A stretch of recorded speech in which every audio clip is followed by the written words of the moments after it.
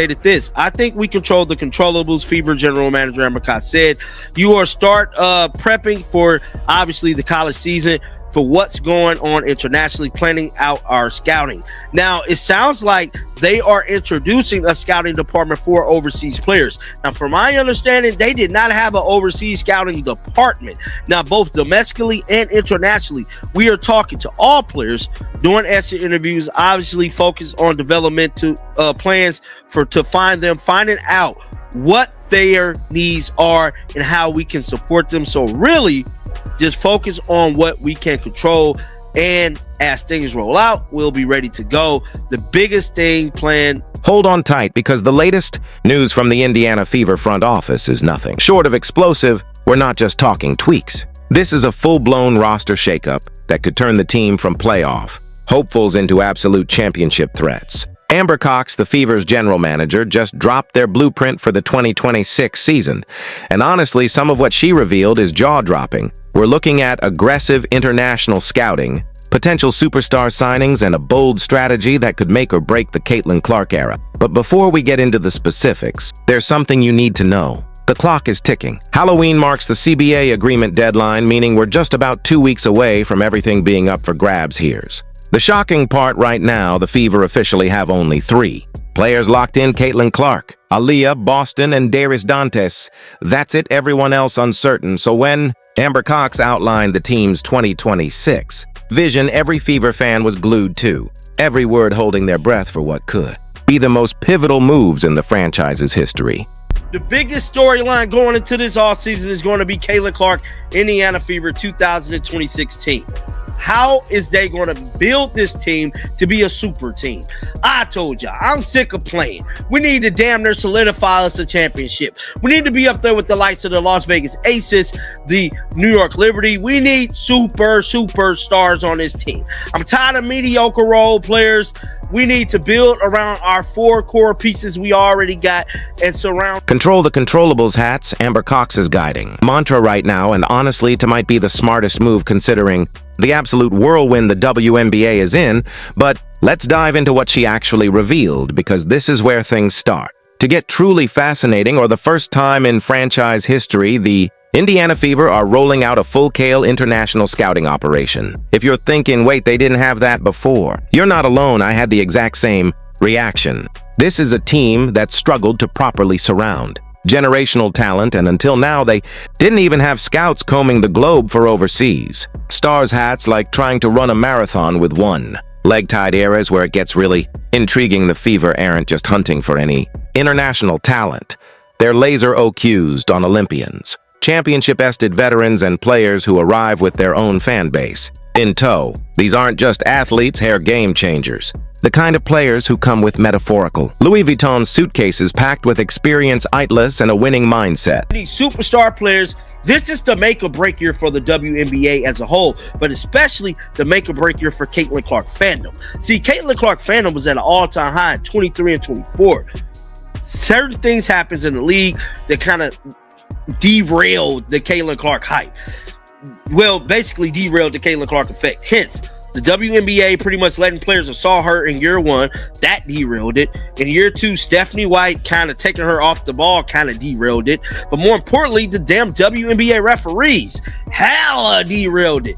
So right now, Caitlin Clark fandom is not what it used to be. Look at the jersey sales, ticket sales, and stuff like that.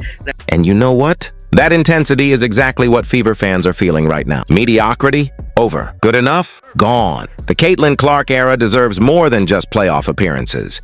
It demands dominance. But here's the hard truth nobody wants to admit. The Caitlin Clark effect is cooling off. I know that might ruffle some feathers, but the numbers don't lie. Jersey sales are dipping. Ticket sales aren't hitting the highs of 2023 or 2024. The whirlwind excitement of her rookie season has been tempered by questionable coaching calls, referee controversies, and a supporting cast that, frankly, hasn't been built for championships. In year 1, Caitlin endured brutal physical play with almost no protection from the refs. Year 2, Stephanie White pulled the ball out of her hands for stretches that left everyone scratching their heads.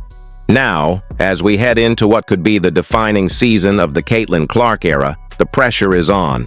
and the Fever front office knows it. They're fully aware that this year could make or break the entire phenomenon, which are supermax salaries. So core is like what they did with Kelsey Mitchell last year. I'm pretty sure they're going to core her again. Say core years, which are supermax salaries in exchange for exclusive negotiation rights, could go away entirely, prioritizing which gives the WNBA priority over the league stat side and overseas alike. Could become stricter or more lenient. The college draft rules could also be simplified, possibly allowing USA players to enter the WNBA without needing 4 years of college. So they could essentially try out for the team.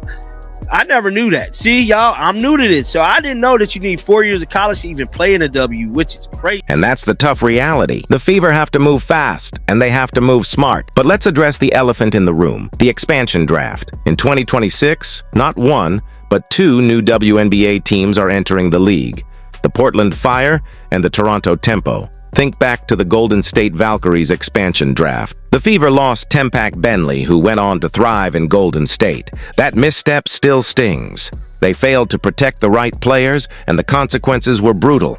Now, the stakes are even higher. The Fever must navigate two expansion drafts while simultaneously trying to construct a championship-caliber roster. The rules are brutal. They can only protect a limited number of players, leaving valuable pieces vulnerable to being poached. This is why the Kelsey Mitchell situation has become absolutely critical. Every move counts, and a single misstep could unravel the entire strategy. To nearly solidify them winning a championship. I'm tired of this debating back and forth. Players this, players that, players missing shots, missing line. I don't want none of that.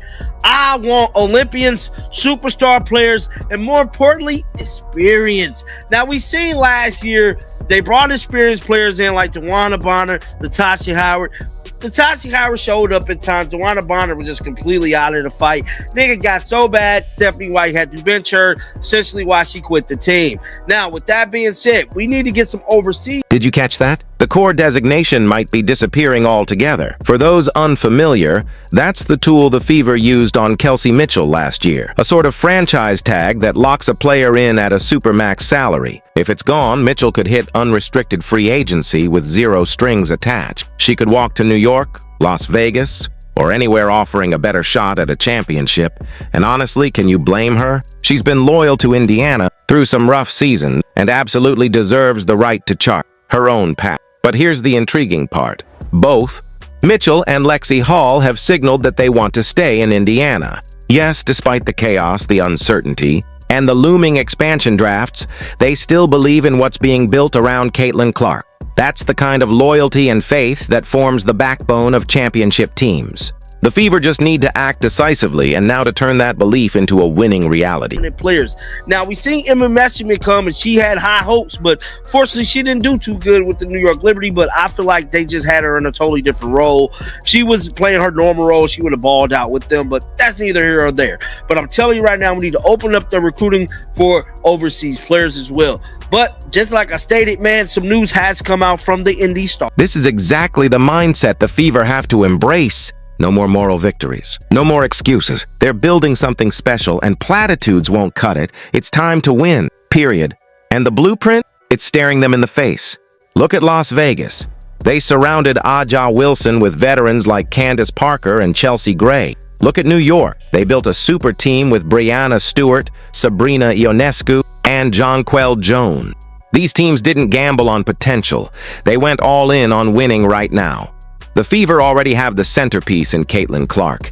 They have a solid foundation with Aaliyah Boston. Now it's about adding the finishing pieces. And this is where overseas scouting becomes a game changer. Some of the WNBA's best talent comes from international stars who bring elite basketball IQ, experience, and a winning mentality. Think Brianna Stewart, Courtney Vandersloot, Emma Meeseman, players who know how to dominate on the world stage. Integrating talent like this could turn the Fever from playoff hopefuls into a true championship contender. We're going to navigate through the 2026 season. The stated, it's hard to know what the Indiana Fever will do this offseason. There are a lot of unknowns this season in the WNBA. All but 2 league veterans are free agents, and some will say, shape or form the expansion draft. It's upcoming with 2 teams, the Portland Fire and the Toronto Tempo, slated to join in 2026. So not one team is joining this year, 2 teams. So we remember last year how it went when we lost Timmy Figman late, which was one of the worst decisions they ever